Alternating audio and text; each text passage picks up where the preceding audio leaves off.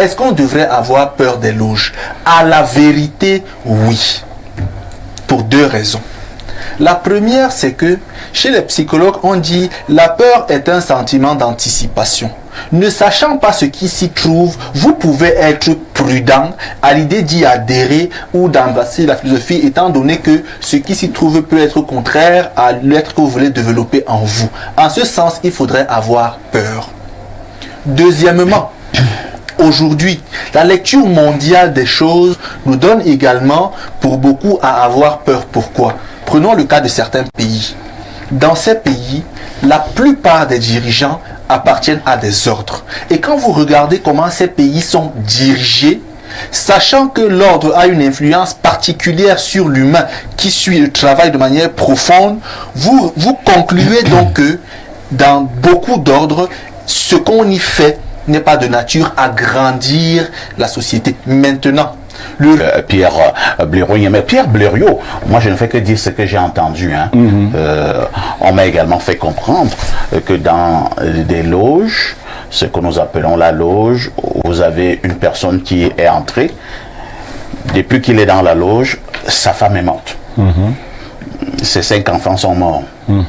Ses 3 frères sont morts. Ainsi de suite, ainsi de suite. Et habituellement, ce sont des morts bizarres. Et à un moment donné, on commence à indexer la personne. On dit non, ce type est à la Rose-Croix. Ce type est à la franc-maçonnerie. Alors, si vous êtes donc dans une telle loge, est-ce que c'est bien? Est-ce que c'est mauvais? D'accord. Je vais m'arrêter sur une loge pour illustrer votre propos. Dans la Rose-Croix à Morques, on a à un moment donné interdit la cabale. La cabale, c'est l'aspect de l'ordre qui a trait à la magie, à la pratique de la magie. Parce qu'on a constaté que beaucoup d'étudiants de la Rose-Croix étaient plus portés vers la cabale que vers les études elles-mêmes. Il y a 2 aspects. Quand on a interdit la cabale, quelques grands maîtres ont conservé la cabale. Qu'est-ce qui se produit? La cabale est dangereuse pour tout esprit naïf qui croit qu'il peut transformer le monde par la magie. Quand un jeune, je prends un cas, un jeune entre dans la Rose-Croix, il ne veut pas suivre toutes les étapes initiatiques pour arriver au stade de Rose-Croix. Il procède par la cabale. La cabale manipule les esprits et les esprits sont dangereux.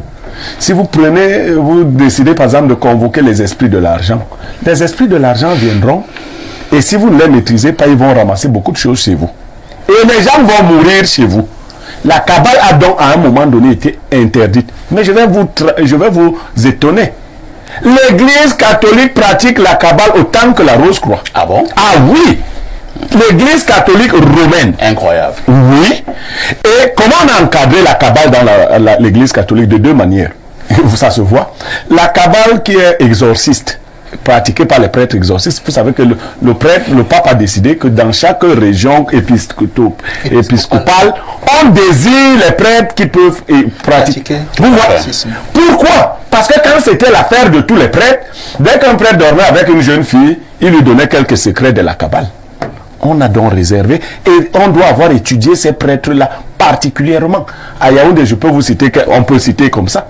Mais il y a une deuxième cabale. Toujours dans l'église catholique, elle est pratiquée à partir du grade d'évêque. Tout à fait.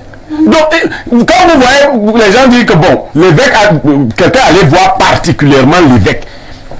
L'évêque a tous les instruments que le grand maître a sur lui.